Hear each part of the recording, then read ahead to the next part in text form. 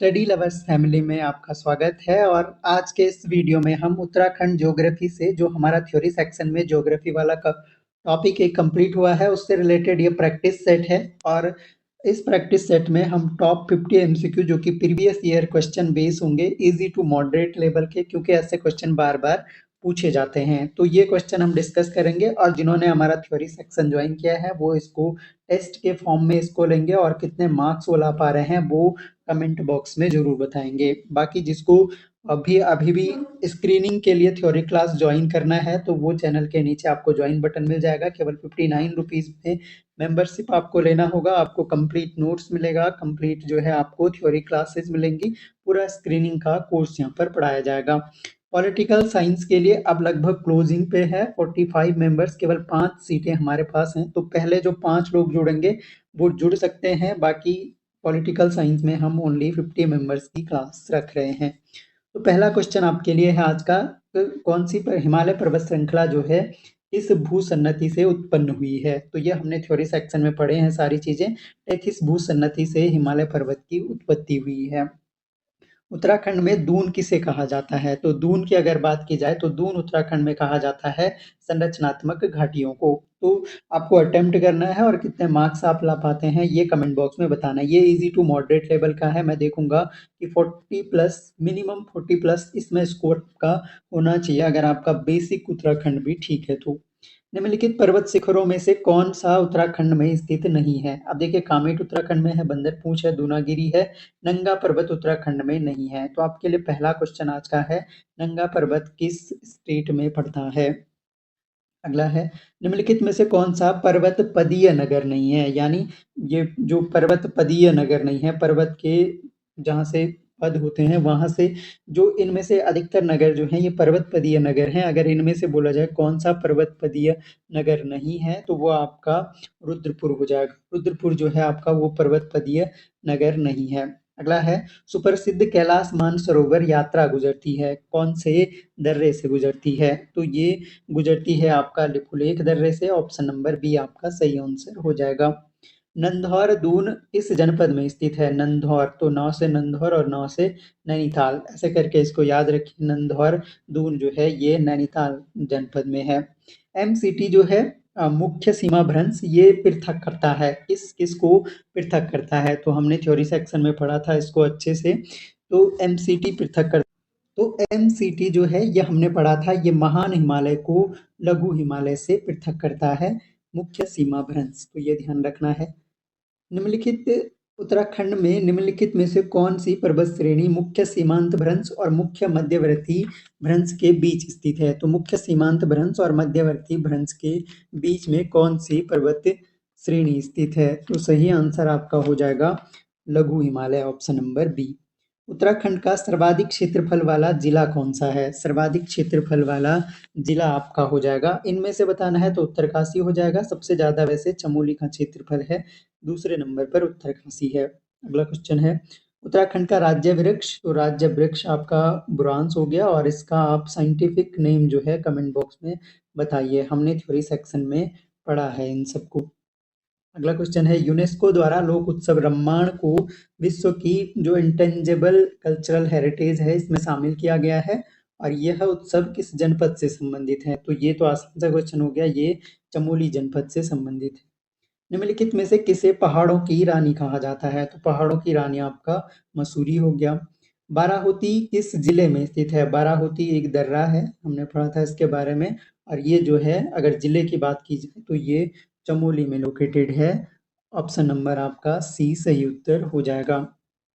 अगला क्वेश्चन है, हेमकुंड साहिब अवस्थित है। हेमकुंड साहिब बताना है, हेमकुंड साहिब कहाँ स्थित है। तो हेमकुंड साहिब भी आपका चमोली जनपद में स्थित है। अगला क्वेश्चन है, नंदा राजजात का प्रकरण क्या है। प्रकरण यानी कि थीम इसका क्या है मेन। तो इसका थीम बोल सकते हैं, प्रकरण बोल सकते हैं, यानी इसका टॉपिक क्या है। तो अधिकतर तीर्थ यात्रा आंसर कर रहे थे जब मैंने थ्योरी में ये क्वेश्चन पूछा था। इसका आंसर है मातृ सदन से ससुराल गमन की तीर्थ यात्रा, इसका प्रकरण है। टिंगरी बिंगरी नीति माणा क्या है। तो ये सारे दर्रे हैं, ऑप्शन नंबर ए हो जाएगा। उत्तराखंड राज्य के किस जनपद की सीमा राज्य के 7 जनपदों के साथ है। तो पौड़ी एकमात्र जनपद है जो 7 जनपदों से सीमा लगाता है, ये हमने डिस्कस किया है। चलिए अगला क्वेश्चन है, बुग्याल है या हैं? बुग्याल क्या है? बुग्याल जो है ये उच्च हिमालयी क्षेत्र में घास के मैदान है। बुग्याल ऑप्शन नंबर सी हो जाएगा। लघु हिमालय किन के मध्य स्थित है? तो ये तो आसान सा हो गया। लघु हिमालय जो है शिवालिक और महान हिमालय के बीच में लघु हिमालय, हमने पूरा पढ़ा है उत्तराखंड का भौगोलिक वर्गीकरण। इनमें से किन के साथ उत्तराखंड की सीमाएं मिली हुई हैं? तो उत्तराखंड की सीमाएं अगर देखें तो इनमें से अगर हमें चुनना हो तो बांग्लादेश और नेपाल। देखिए बांग्लादेश कहाँ रह गया, तो उधर से नहीं है। नेपाल और तिब्बत के साथ सीमा मिली है, भूटान से नहीं है। फिर बांग्लादेश आपका ईस्ट में रह गया। निम्नलिखित में से कौन सी पर्वत चोटी हिमालय में स्थित नहीं है? तो हिमालय में कौन सा नहीं है? यहाँ पर देखिए माउंट एवरेस्ट हिमालय है, कामेट हिमालय है, गुरु शिखर जो है हिमालय में नहीं है। और दूसरा क्वेश्चन आपके लिए है, हिमालय में नहीं है तो गुरु शिखर की एक्चुअल लोकेशन है कहाँ? बंदरपूंछ स्थित है। तो बंदरपूंछ आपका उत्तरकाशी जनपद में स्थित है, जहाँ से यमुना रिवर जो है इसी श्रेणी से आती है। उत्तराखंड के उच्च हिमालयी चारागाहों को जाना जाता है। तो उच्च हिमालयी जो चारागाह होते हैं इनको बुग्याल के नाम से जाना जाता है।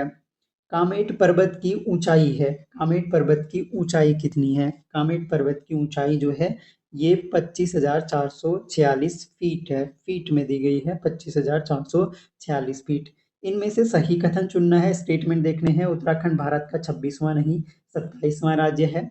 उत्तराखंड की स्थिति 28 डिग्री 43 मिनट से 31 डिग्री 27 मिनट उत्तरी अक्षांशों के मध्य है। तो ये हमने पहला ही टॉपिक जब शुरू किया था तो डिस्कस किया था कि 28 डिग्री 43 मिनट से 31 डिग्री 27 मिनट उत्तरी अक्षांशों के मध्य उत्तराखंड है।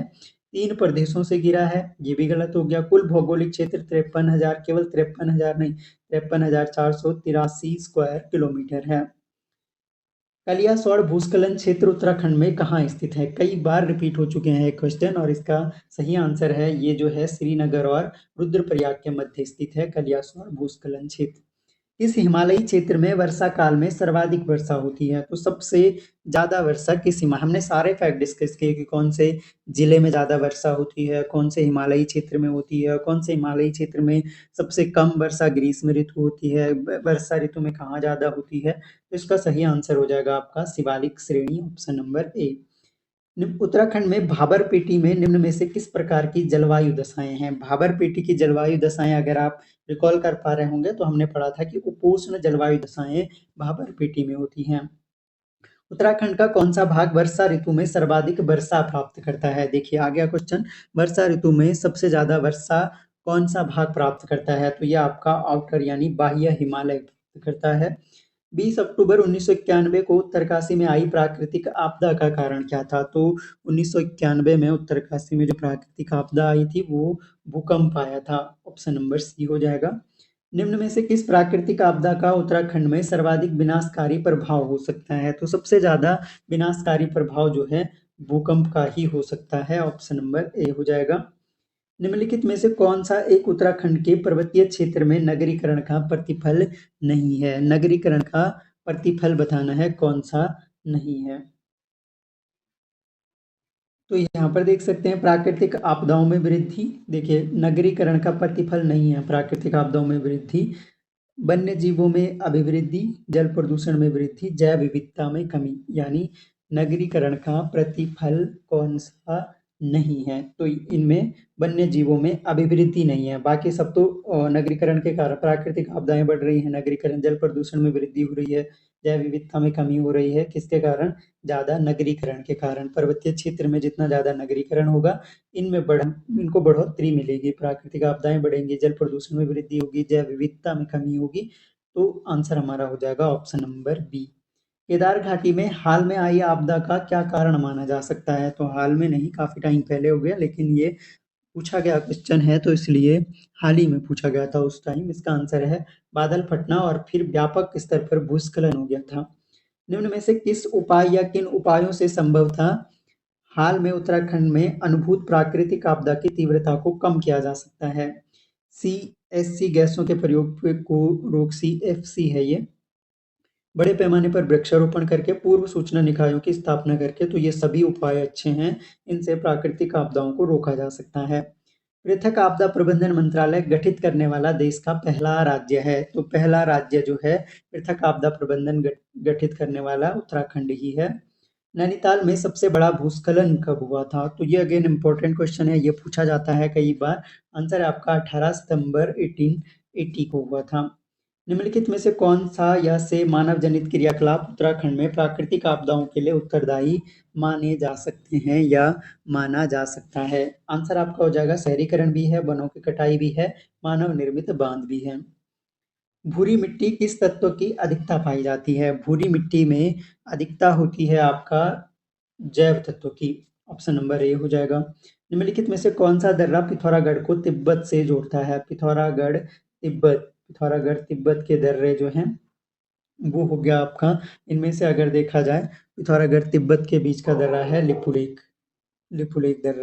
आगे बढ़ते हैं, अगला क्वेश्चन है हिमालय के शिवालिक क्षेत्र का निर्माण किस प्रकार से हुआ है? तो शिवालिक क्षेत्र के निर्माण की अगर बात की जाए, ऑप्शन आप देख सकते हैं, तो ये कंकड़ एवं गोलाश्म से हुआ है हिमालय के शिवालिक क्षेत्र का निर्माण। ये निर्माण में हमने पढ़ा था। उत्तराखंड राज्य के कितने प्रतिशत भाग पर वन संपदा है? वन संपदा कितने प्रतिशत भाग पर है? तो ऑप्शन देख सकते हैं, करेक्ट आंसर आपका हो जाएगा 70% भाग पर उत्तराखंड में वन संपदा है। निम्नलिखित में से कौन सा उत्तराखंड का राज्य खेल है? उत्तराखंड का राज्य खेल हमने पढ़ा था फुटबॉल, और आपके लिए क्वेश्चन है कि किस डेट को फुटबॉल को राज्य खेल घोषित किया गया? हमने अभी हाल ही में पढ़ा है, बल्कि कल के ही लेक्चर में पढ़ा था। बैजनाथ मंदिर उत्तराखंड के किस जिले में स्थित है? बैजनाथ मंदिर जो है यह आपका बागेश्वर जनपद में है। ऑप्शन नंबर ए इसका सही उत्तर हो जाएगा। इंदिरा गांधी राष्ट्रीय वन संस्थान उत्तराखंड के किस जिले में स्थित है? तो इंदिरा गांधी राष्ट्रीय वन संस्थान आपका देहरादून जनपद में स्थित है, ये आपको ध्यान रखना है। स्वर्गरोहिणी पर्वत शिखर उत्तराखंड के किस जिले में स्थित है? स्वर्गरोहिणी पर्वत शिखर, स्वर्गरोहिणी जो है अगेन इंपॉर्टेंट क्वेश्चन है, पूछा जाता है कई बार, और इसका करेक्ट आंसर है आपका ये चमोली जनपद में है। जिला आपदा प्रबंधन प्राधिकरण की अध्यक्षता कौन करता है? तो आपदा प्राधिकरण की अध्यक्षता आपका करता है जिलाधिकारी। ऑप्शन नंबर डी हो जाएगा। उत्तराखंड के उत्तरकाशी से तिब्बत तक जाने के लिए कौन सा दर्रा है? उत्तरकाशी और तिब्बत के बीच का दर्रा पूछ लिया गया है, तो ये हमने डिटेल में डिस्कस किए थे, उत्तरकाशी तिब्बत के बीच के दर्रे, और सही आंसर जो है आपका वो थांगला है। Option number C. भाबर मिट्टी का निर्माण किस प्रकार की भौगोलिक क्रिया से होता है? तो भाबर मिट्टी का निर्माण जो है जल प्रवाह से होता है। ऑप्शन नंबर ए हो जाएगा। उत्तराखंड राज्य में भूकंप मापी स्टेशन कहाँ पर स्थापित किए गए हैं या किया गया है? देहरादून में भी है, टिहरी में भी है, गरुड़गंगा में भी है, सभी जगहों पर हैं। तो मुझे उम्मीद है ये 50 क्वेश्चन क्योंकि बार बार पूछे गए हैं, और इनमें से उम्मीद है कि कोई ना कोई क्वेश्चन जो है यूकेपीएससी क्योंकि क्वेश्चन को रिपीट जरूर करता है, तो इनसे रिलेटेड क्वेश्चन रिपीट हो सकते हैं या आसपास के टॉपिक आपको ठीक से पढ़ लेने हैं। तो आई होप आपको वीडियो पसंद आया होगा। पसंद आता है तो लाइक करें, पसंद नहीं आता है तो डिसलाइक करें, और डिसलाइक क्यों किया ये कमेंट बॉक्स में ज़रूर बताएं। बाकी जो लोग इच्छुक हैं टीचिंग एप्टीट्यूड का स्क्रीनिंग का कोर्स ज्वाइन करने के लिए, तो वो ज्वाइन कर सकते हैं। स्क्रीनिंग में तो अभी सीटें हैं, लेकिन पॉलिटिकल साइंस में मुश्किल से 5 सीटें रिमेन हैं, तो 5 लोग जो पहले जुड़ेंगे वो जुड़ जाइए, बाकी स्क्रीनिंग के लिए आप लोग जुड़ सकते हैं। तो thanks a lot for listening, मिलते हैं नेक्स्ट वीडियो में, तब तक के लिए जय हिंद।